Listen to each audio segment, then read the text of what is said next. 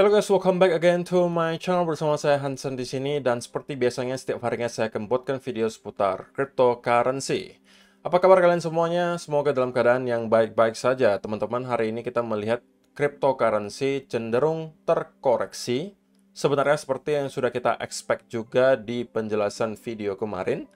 Tentunya kita bakalan bahas update-nya hari ini seperti apa, dan juga ada beberapa data yang menurut saya wajib kalian ketahui kalau kalian merupakan investor cryptocurrency, terutama di Bitcoin. Namun sebelum itu, kita bakalan mulai dari CoinMarketCap terlebih dahulu. Per hari ini secara global market cap crypto berada di angka 1,09 triliun dolar atau turun sekitar 0,92%. Nah, di top 10 coin juga rata-rata dalam keadaan merah, penurunannya ranging antara 0, sekian persen hingga bahkan ada yang 15 atau 17%, yaitu adalah Polygon Matic, teman-teman. Penurunannya lumayan signifikan ya. Dan ya, itu adalah outlook sementara dari beberapa top coin yang ada. Untuk sekarang kita langsung aja masuk ke data dan berita terbaru hari ini. Nah, yang pertama, Crypto.com suspends US Institutional Exchange Service. Setelah SEC kemarin menuntut Binance dan juga Coinbase, sepertinya exchange yang lain juga mulai start nih memikirkan, teman-teman, gimana caranya supaya mereka terhindar dari kasus yang sama, sehingga mereka mundur perlahan nih. Salah satunya adalah Crypto.com yang sekarang sudah suspend atau menyetop dulu jasa exchange mereka terhadap investor institusi di Amerika Serikat. Crypto.com will no longer serve institutional clients in the United States after announcing the suspension of the service starting June 21st. The Singapore-based cryptocurrency exchange cited limited demand from institutional customers as a primary reason for the move. Ya, alasannya sih katanya bahwa demand-nya atau permintaannya sekarang untuk service mereka itu kecil, sehingga mereka memutuskan untuk suspend jasa exchange mereka.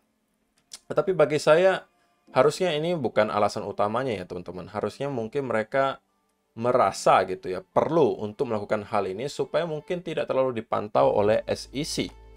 Karena sekali lagi, teman-teman, ketika SEC itu sudah menuntut, kadang-kadang itu untuk permasalahannya bisa memakan waktu hingga bertahun-tahun. Dan memakan biaya yang cukup besar biasanya, teman-teman. Maka ini bagi saya adalah pertanda gitu bahwa Crypto.com mulai mundur perlahan, terutama untuk service mereka di Amerika Serikat. Karena sisanya di belahan dunia yang lain tidak ada yang seketat di Amerika, teman-teman. Kalian nggak pernah dengar bukan central bank, tapi institusi seperti OJK, kalau misalnya di Amerika Serikat itu SEC, kalau di luar itu nggak ada gitu loh, yang selalu mempermasalahkan Project A, Project B, Project C, ada-ada aja gitu alasannya, selain SEC. Sehingga makanya disampaikan bahwa sebenarnya yang dilakukan SEC sekarang itu bisa jadi berdampak negatif. Kenapa? Karena kan namanya cryptocurrency ini kan teknologi baru ya, teman-teman. Kalau misalnya tidak di-embrace teknologi baru ini, dan kemudian memang benar-benar kripto bakalan menjadi aset yang bakalan digunakan dalam beberapa waktu mendatang, artinya bakalan diadopsi massal, maka kalau misalnya Amerika Serikat tetap mempunyai regulasi yang terlalu ketat seperti ini, maka mereka akan sedikit ketinggalan gitu. Tapi menurut kalian bagaimana, teman-teman? Apakah step dari Crypto.com ini benar-benar pure karena permintaan akan jasa mereka itu berkurang, ataukah memang ini adalah bukti bahwa mereka sedang mundur perlahan untuk tidak lagi memberikan jasa kepada para investor di Amerika Serikat? Silahkan kalian kasih komentar kalian di kolom komentar di bawah. Nah, kalau spesifik untuk Bitcoin, teman-teman, ini adalah beberapa data yang tadi saya mention di awal video yang mungkin perlu kalian ketahui. Bahwa sekali lagi, teman-teman, banyak sekali data dan juga indikator yang menunjukkan bahwa kita sekarang ini berada di fase awal sebuah bull market. Ya, kecuali ya teman-teman, kecuali kalian merasa this time is different, atau kali ini akan berbeda gitu. Tapi jika tidak, maka cukup banyak indikator dan data yang menunjukkan bahwa jika memang kita akan mengulang cycle yang sama dengan beberapa kali sebelumnya, maka harusnya sekarang kita itu berada di fase awal sebuah bull market. Buktinya mana? Pertama dari Net Unrealized Profit or Losses, atau biasa orang singkatnya NUPL.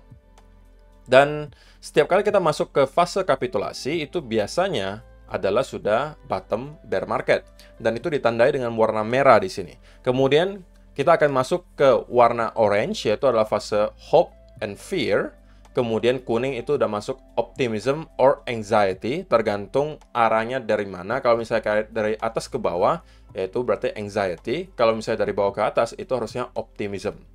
Kalau sudah hijau, itu antara belief atau denial. Kalau biru, itu biasanya udah masuk ke fase euforia. Nah, kalau kita lihat dari segi datangnya, teman-teman, sebenarnya kalian boleh start melakukan distribusi kalau kita udah masuk ke fase belief, bukan ke fase euforia, teman-teman. Karena terakhir kali di tahun 2021, kita bahkan tidak sempat menyentuh ke area euforia, gitu. Dan yang kalian lihat sekarang, kita berada di fase yang sama dengan ketika kita ketemu dengan bottom bear market di tahun 2015 dan 2019. Kita masuk ke fase merah di sini, dan kemudian flip ke arah orange. Ini flip ke arah orange, ini flip ke arah orange, dan kita masuk ke fase awal sebuah bull market. Tidak hanya ini, kalau kita lihat juga MVRV Z-Score juga menunjukkan hal yang serupa. Setiap kali kita mendapatkan MVRV itu menuju ke area yang cukup rendah di sini dan kemudian kembali ke atas, itu biasanya juga sudah menandakan bahwa kita sudah masuk ke fase awal sebuah bull market. Dan kita masih jauh dari yang katanya overbought, teman-teman. Atau overextend, atau euforia, apapun yang kalian mau sebut gitu. Karena kita masih berada di area yang sangat rendah di sini. Kemudian juga kalau misalnya kita lihat realized holder ratio-nya juga sama. Ini juga setiap kali kita mendapatkan di mana dia menuju ke area kotak hijau di sini dan mulai start untuk menjauhi kotak hijau tersebut, itu biasanya juga udah menandakan awal dari sebuah bull market seperti yang kalian bisa lihat di sini. Dan kali ini juga terjadi hal yang serupa. Sehingga ada 3-4 data yang teman-teman bisa lihat yang menunjukkan. Ini yang baru hari ini ya. Sebelum-sebelumnya kita juga ada pernah bahas beberapa. Yang menunjukkan bahwa kita mempunyai probabilitas cukup tinggi. Bahwa yang sekarang kita lihat di Bitcoin itu adalah fase awal dari sebuah bull market. Yang udah kita bahas juga dari segi price action, biasanya ketika kita mendapatkan rally pertama, akan ada fase di mana kita sideways cukup lama sebelum pada akhirnya kita akan kembali break di atas dan membentuk higher high yang baru dengan manner yang cukup impulsif. Dan juga yang terakhir ini fun fact saja untuk kalian. Sekarang kan lagi hype-hype-nya gitu, orang berbicara soal de-dollarisasi. Alias kebanyakan negara di dunia sekarang mencoba untuk tidak terlalu bergantung terhadap US dollar. Sehingga ini tentunya mengancam posisi US dollar sebagai mata uang dunia gitu kan. Yang terjadi sekarang apa? Banyak sekali negara-negara yang sudah mempunyai perjanjian untuk melakukan transaksi menggunakan mata uang mereka sendiri, terutama ya negara-negara BRICS gitu ya. Kemudian juga ada yang sudah melakukan perjanjian untuk melakukan jual beli bahkan minyak itu menggunakan mata uang mereka sendiri. Sehingga ini tentunya menjadi alasan bagi banyak orang mengatakan bahwa ini adalah awal dari de-dollarisasi. Atau fase awal dari runtuhnya US dollar gitu. Nah, sebenarnya hal ini bukan hal yang baru ya teman-teman, di mana ada pergantian mata uang dunia. Gitu ya. Sebelum-sebelumnya bahkan dari tahun 1400, mata uang dunia itu adalah dari Portugal. Kemudian diganti menjadi Spanyol, kemudian ganti Belanda, Prancis, Britain, baru sekarang US. Dan kalau kalian lihat pattern-nya, biasanya teman-teman itu kurang lebih 100-150 tahun sekali kita akan mendapatkan pergantian. Tapi ada fase transisinya ya teman-teman, tidak langsung. Ada fase transisinya sampai pada akhirnya dominan, katakanlah Portugal di sini kan. Ini ketika dia berada di fase akhirnya itu tidak langsung digantikan, tapi ada transisinya gitu. Nah, yang sekarang menurut sebagian orang juga kita harusnya awal dari fase transisi. France held the world reserve currency for 95 years. Britain held the world reserve currency for 105 years. USA has held the world reserve currency for 79 years and is coming to an end. Bitcoin will be the future world reserve currency. Tentunya statement yang terakhir ini akan memicu kontroversi, saya tahu. Ini tentunya sekarang masih sekedar asumsi bahwa Bitcoin yang akan menggantikan. Tetapi, teman-teman, bahwa de-dollarisasi itu sekarang terjadi di depan mata kita. Dan Amerika Serikat itu sudah 79 tahun mempertahankan US dollar sebagai mata uang dunia. Dan kalau misalnya kita lihat yang sebelum-sebelumnya, itu biasanya bertahan antara 95, 105. Ini yang dua yang terakhir. Prancis, gitu ya, dan juga Britain. 95 dan 105 tahun. Kalau kita anggap USA itu berhenti di angka 100 juga, maka berarti ada kurang lebih 20 tahun lagi, teman-teman. Ya, mungkin kalau bagi yang masih muda-muda, ya kalian masih akan melihat gitu, bahwa nanti benar-benar US dollar itu sudah akan tergeser posisinya dari mata uang dunia. Dan digantikan mungkin dengan yang lain. Kita nggak tahu apakah bakalan Bitcoin kah, apakah bakalan Ethereum kah, atau bakalan ruble, atau bahkan yuan. Nggak ada yang tahu. Oke, tapi silakan kalau kalian punya pendapat soal ini, kira-kira apa nih yang bakalan menggantikan US dollar, atau menurut kalian justru US dollar masih mempunyai napas yang cukup panjang dan bakalan terus bertahan sebagai mata uang dunia? Silakan kalian kasih komentar kalian di kolom komentar di bawah.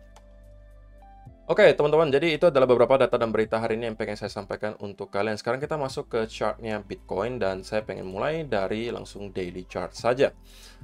Dan so far so good, masih sesuai dengan senario yang kemarin sudah kita bahas, bahwa pertama di daily chart, memang karena alasan kita tidak mampu maintain di atas area daily support di sini, kita sudah closing beberapa candle di bawah area tersebut. Saya sampaikan di video kemarin, saya short term dalam keadaan bearish. Dan saya sampaikan juga minimal harusnya kita akan kembali nge-retest ke area low terakhir. Untuk sementara kita sedang ongoing menuju ke area tersebut, teman-teman. Dan sekali lagi, saya ini cuma short term bearish, tapi untuk mid term saya masih akan cenderung bullish. Senario paling ideal bagi saya untuk kita mendapatkan reversal dari sini adalah kalau kita ternyata break di bawah trendline sedikit untuk menjemput berbagai stop loss yang berada di sini. Karena sekali lagi, teman-teman, saya yakin dan percaya pasti banyak sekali orang yang ngantri untuk buy di sekitaran area range di sini. Itu pasti numpuk nih di sini. Karena alasannya ada trendline yang besar di sini. Nah, yang saya mau lihat adalah kita breakout sedikit ke bawah, tapi sesegera mungkin dalam kurun waktu 2-3 hari, kemudian langsung kembali closing di atas area tersebut, dan itu akan menjadi pertanda yang sangat baik menurut saya. Dan ini saya akan cari sekali lagi peluang untuk long. Dan tanpa ada itu pun sebenarnya saya tetap akan berfokus untuk mencari peluang untuk long selama kita berada di sekitaran area range di sini. Bagi saya, untuk long sementara adalah posisi dengan risk and reward yang jauh lebih besar daripada kalau teman-teman cari short di sekitaran area di sini. Kecuali, teman-teman, yang kita lihat berikutnya adalah breakdown, kemudian disertai ada bearish continuation pattern, maka ini akan mengubah segalanya, dan ini justru akan bisa dimanfaatkan untuk peluang untuk short, minimal menaikkan ke area 20.000, atau bahkan kita bisa membuat ke area lower low terakhir, atau bahkan menembus ke lower low yang baru. Oke, in the end of the day, sekali lagi kita tidak mencoba untuk mendahului market, kita hanya mencoba untuk mengikuti apa yang mau dikehendaki oleh market gitu. Gimana caranya? Sekali lagi kita butuh clue dari market. Nah, untuk sementara, clue yang kemarin kita lihat itu sudah sepertinya berjalan. Ini di time frame 1 hour. Saya sampaikan teman-teman, ini adalah potensial bear flag yang tercipta di sini. Nah, untuk teman-teman yang kemarin sudah sempat melakukan copy trade di akun Verdes saya, sekarang juga harusnya ada posisi short di Bitcoin. Karena saya mempunyai 2 posisi short di sini. Saya sudah sampaikan juga ini di live streaming TikTok saya kemarin, kalau teman-teman sempat join, bahwa saya ada posisi short. Dan saya merasa kita berada di sebuah bear flag, dan harusnya kita bakalan mencoba untuk minimal. Ini sebenarnya ada TP pertama di sini, teman-teman. TP pertamanya di sini, TP keduanya di area low terakhir, dan TP terakhirnya adalah ketika kita sudah jebol di bawah, sampai kita temukan ada indikasi pelemahan momentum bearish dan juga reversal pattern. Dari sana saya mungkin akan close semuanya dan mungkin flip ke arah long. Tapi TP pertama itu sudah tercapai. Jadi kalau misalnya teman-teman yang sempat melakukan short, ini mungkin udah bisa consider untuk take profit sedikit atau minimal menggeser stop loss kalian ke arah entry. Oke, dan untuk sementara belum ada alasan bagi saya untuk sekali lagi flip ke arah bullish gitu ya. Walaupun tentunya sesekali kita akan mendapatkan semacam pullback dulu teman-teman. Kalaupun kita tetap akan melanjutkan penurunan, satu-satunya yang bisa menginvalidasi senario di mana kita akan melanjutkan penurunan adalah apabila kita kembali mendapatkan semacam V-shape recovery di sini. Kalau yang kita lihat, maka saya akan closing semua posisinya, dan mungkin akan melihat lagi clue berikutnya dari market. Tapi sebelum ini terjadi, jika hanya pullback yang kita lihat di sini, itu menurut saya adalah hal yang wajar, dan itu akan kembali memberikan konfirmasi bahwa market akan melanjutkan penurunan. Jadi so far, selamat untuk teman-teman yang sudah mungkin mempunyai posisi di sini. Harusnya sudah dalam keadaan cuan. Kalau misalnya belum sempat masuk ke posisi apapun, jangan masuk sekarang, teman-teman. Kalian mau short sekarang tidak ada setup, mau buy juga belum ada alasan. So, harus ngapain? Sekali lagi, sabar, wait and see terlebih dahulu. Biarkan market kasih kita clue berikutnya tentang apa yang mereka pengen lakukan. Baru dari sana kita akan ambil lagi setup berikutnya. Sekali lagi teman-teman, kalau saya akan sekarang berfokus untuk mencari peluang untuk swing long. Karena yang kita lihat di sini hanya peluang untuk short term trade, teman-teman. Walaupun RR-nya ya masih oke lah kalau kita sampai dapat minimal TP kedua atau TP ketiganya di area lower low di sini. Jadi belum ada perubahan sama sekali untuk mid term, saya masih cenderung bullish selama yang tadi saya sampaikan terjadi. Untuk short term, bagi saya kita masih cenderung akan bearish, belum ada alasan bagi saya untuk mengatakan kita akan reversal dari sini, selain kalau yang tadi kita lihat adalah V-shape recovery, itu mungkin bisa mengubah senario. Tapi kalau cuma sekedar pullback yang kita lihat dari sini, bagi saya ini kita masih akan cenderung short term itu bearish, dan masih akan menuju ke sekitaran area 25.400 atau bahkan menjebol ke area lower low yang baru. Oke, so saya rasa itu aja sih yang perlu saya sampaikan di video hari ini. Terima kasih untuk teman-teman yang sudah menonton sampai selesai. See you in the next video. Bye-bye.